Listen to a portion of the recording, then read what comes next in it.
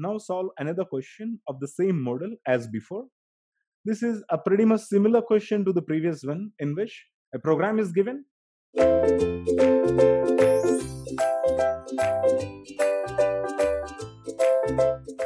Based on the program, there are a few questions. This question was given in 2005. Okay. And based on the data, there were 3 questions. We discussed these 3 questions separately in each video. Okay. Now, let us have a look at this program. Again, there is an instruction, and the description of the instruction is given in the operation section, and the size of the instruction is given in the instruction size column. Okay. And just first, you have a look at this program. Consider the following program segment.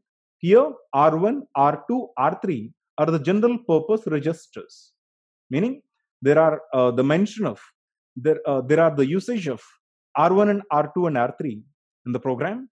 These are the processor's registers. Okay, let us have a look at this program.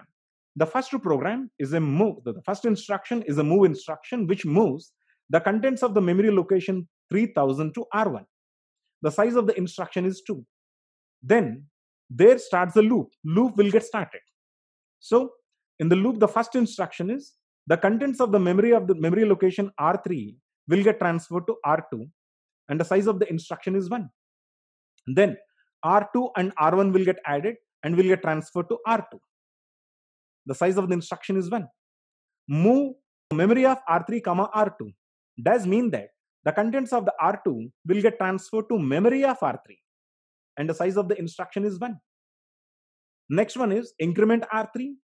R3 contents will get incremented, which is instruction size is equal to 1. And the next one is decrementing R1. The contents of the R1 will get decremented, in which the instruction size is 1 word. Okay. And branch if loop, rather branch if non-zero. BNZ stands for branch if non-zero.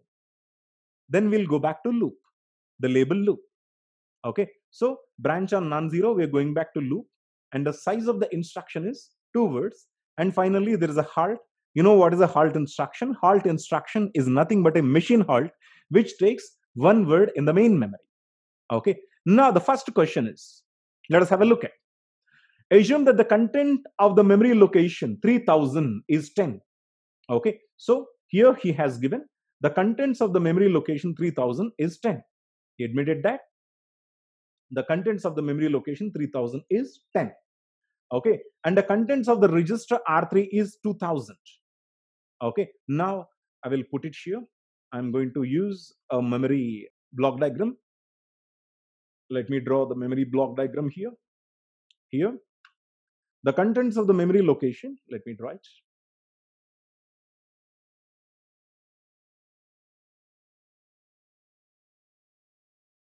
Let us say this is memory location 3000.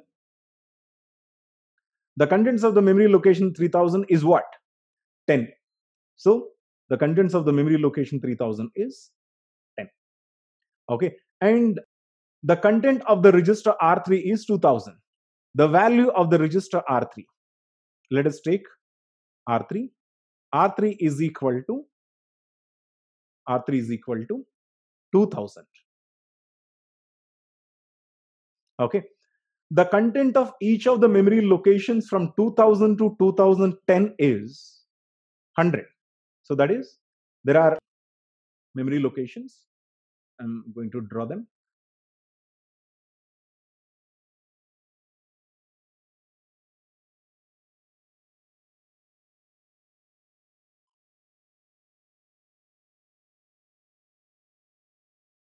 Okay.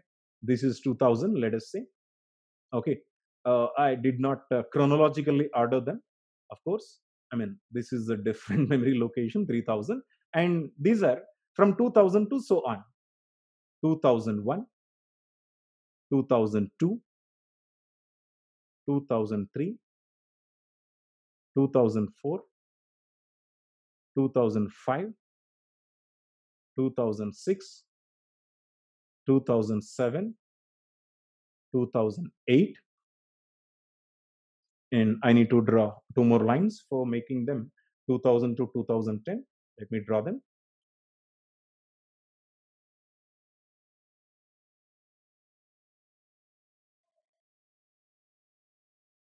So another memory location, and there is followed by another memory location, that is 2009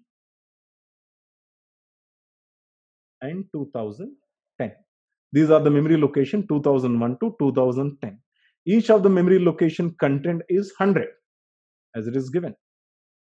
100, 100, 100, 100, so on.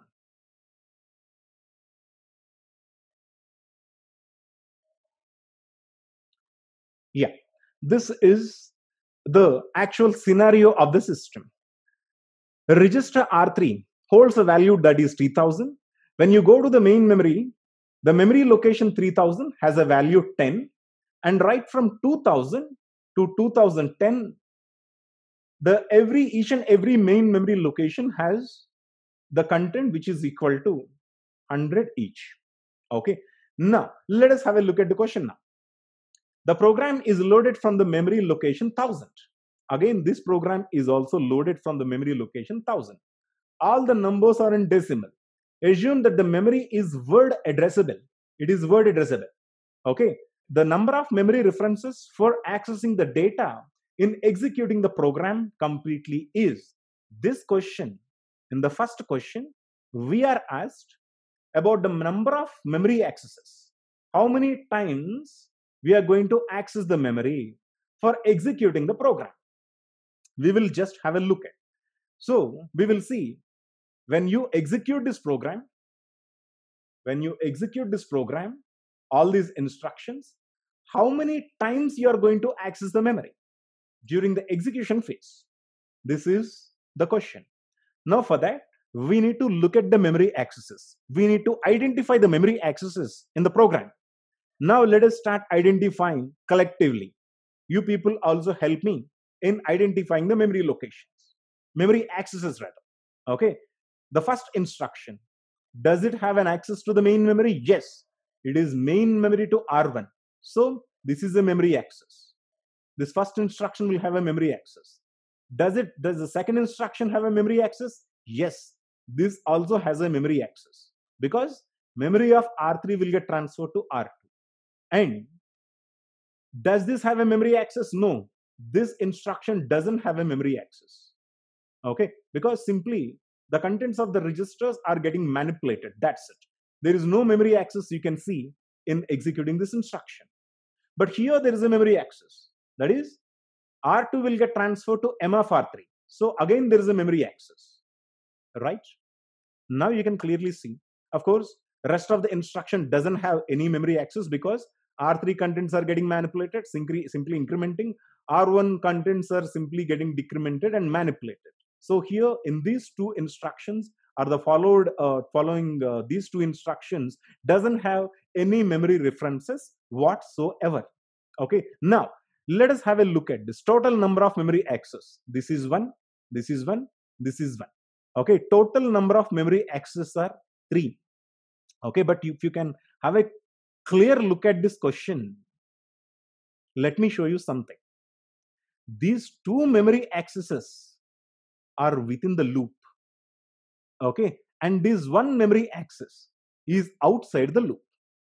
Okay, now when executing the program, if you want to know altogether there will be how many memory access, you need to understand how many times this loop gets repeated. Okay, just look at the program. When you look at the program, loop will get repeated on the value of R1. Okay, after decrementing the R1, if the value is not a 0, then we are going to loop. If the R1 value is 0, then the loop gets terminated.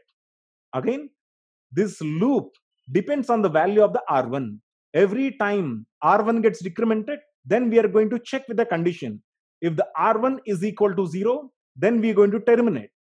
If the R1 is a non-zero, this is non-zero, then we are going to go back to the loop. So loop is going to get repeated for R1 times. Okay, the moment R1 reaches to 0, loop gets terminated. Okay, so we will see what is the value of R1. Okay, if you can have a look at this program, the first instruction itself, transferring the contents of the memory location 3000 to R1, right?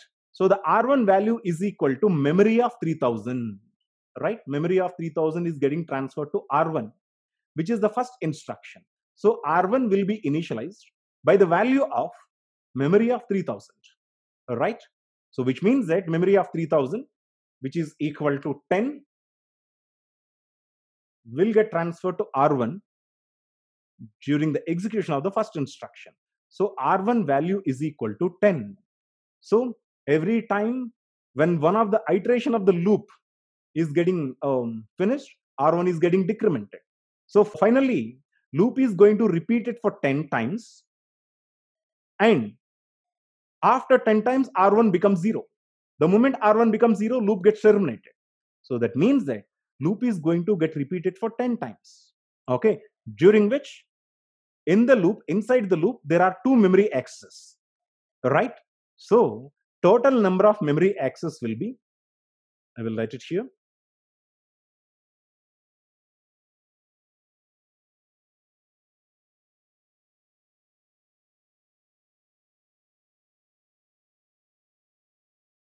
is equal to 2 into 10 plus 1. That is, 2 memory accesses are within the loop. Loop is going to get repeated for 10 times. So 2 into 10 plus 1, that is equal to 21 clock cycles. Oh, sorry, 21 memory access rather. Okay. So in this program, the memory is going to be referenced for 21 times during the execution. This is it.